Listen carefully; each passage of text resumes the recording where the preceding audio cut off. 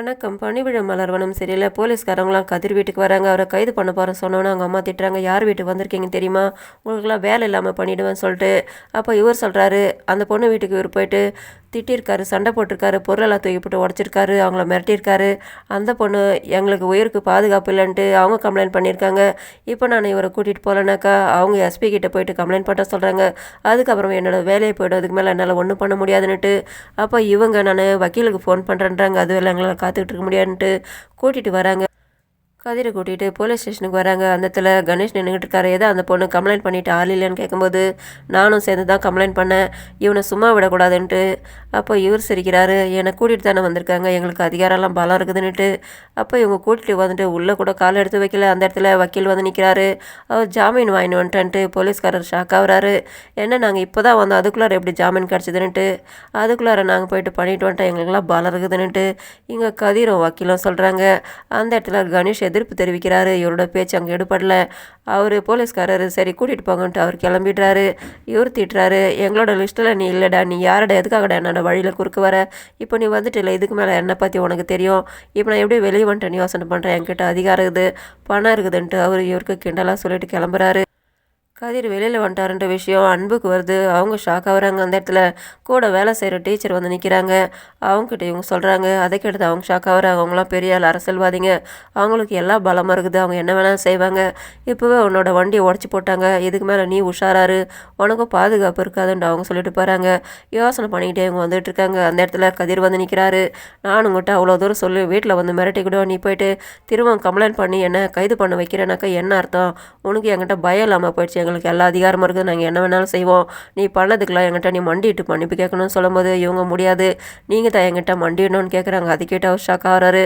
நாங்கள் எதுக்காக உங்ககிட்ட மண்டிடணும்னு கேட்கும்போது ஆமாம், ஓட்டு கேட்டு நீங்கள் தான் என்கிட்ட வந்து மண்டிடுவீங்க, அப்போ எங்களோட பலம் உங்களுக்கு தெரியும்ன்ட்டு சொல்லும்போது இவர் ஷாக் ஆகிட்டு கிளம்பிடுறாரு.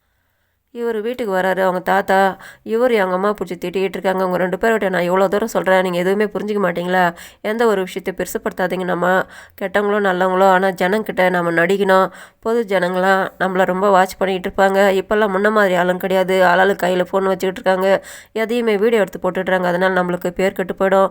இப்போது நம்ம பேர் கெட்டு போயிட்டு தான் 3 எலெக்ஷனில் தோற்றுருக்கோம். அப்படி இருக்கும்போது அந்த இடத்துல ஒரு பொண்ணு வந்துட்டு என்னை அசிங்கப்படுத்துகிறான்னா நான் வேடிக்கை பார்த்துட்டு இருக்க முடியுமான்ட்டு. ஒரு கர்ப்பிணி அந்த இடத்துல துடிச்சிக்கிட்டு இருக்கானாக்கா, நீ அவளுக்கு உதவி செஞ்சிருந்தாக்கா எல்லோரும் ஒன்றா பாராட்டியிருப்பாங்க. ஆனால் அந்த அளவுக்கு அந்த பொண்ணு கேட்குற அளவுக்கு நீ வச்சுக்கின பாரு, அதுதான் உன்னோட தப்பு. அதை நீ செஞ்சிருந்தாக்கா உனக்கு சப்போர்ட் கிடச்சிருக்கோம், அந்த பொண்ணு பண்ணதுனால அவளுக்கு சப்போர்ட் கிடச்சிருக்குது. இது எல்லாருமே பார்த்துருக்காங்க. இதை பெருசுப்படுத்தாதன்னு அவங்ககிட்ட அவ்வளோ தூரம் சொல்லிக்கூடும். திரும்ப போயிட்டு பண்ணதுனால இவனை போலீஸ் வந்து கைது பண்ணுற அளவுக்கு ஆயிருக்குது.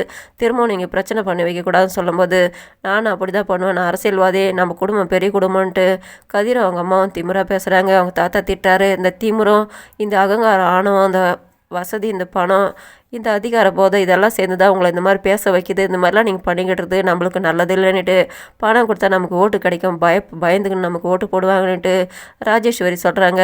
இந்த திமிர் தான் உங்களை இந்த மாதிரிலாம் பண்ணி பேச வைக்கிது. ஏன் 3 எலெக்ஷனில் நம்ம தோற்ற அதெல்லாம் நீங்கள் பணம் கொடுத்து ஜெயிக்க வேண்டியது தானே சொன்னோம்.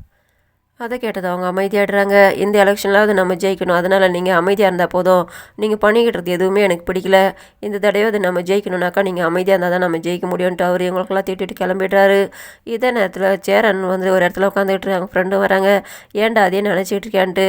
எங்கள் அக்கா நான் சொல்லிட்டேன், அவங்ககிட்ட நான் சண்டைக்கு போக மாட்டேன்ட்டு, ஆனால் அவன் என்கிட்ட சண்டைக்கு வந்தால் நான் விட மாட்டேன்னு சொல்லியிருக்கேன். அப்போ அதுக்கு என்ன நீ ஏன் கவலைப்படுற, அவளுக்கு தங்கச்சி ஒருத்தர் இருக்கிறான்ட்டு நான் கேள்விப்பட்டேன், அவள் யாருன்ட்டு நம்ம தேடி கண்டுபிடிச்சி அவகிட்ட நீ வம்பு பண்ணினா போதும், அவன் தானே வாங்கிட்டு வருவான், அதுக்கப்புறம் நீ நினச்சது நடக்கும்ன்ட்டு அவங்க ஃப்ரெண்டுங்க சொல்கிறாங்க. அது என்னை தேடி கண்டுபிடிச்சலான்ட்டு இவங்க பேசிக்கிட்டு இருக்காங்க. ப்ரோமோவில் அனுபமாவை சேரன் கூட்டிகிட்டு வராரு. அவங்க வீட்டு வாசல் வரலாம். இதோட முடியுது. நன்றி, வணக்கம்.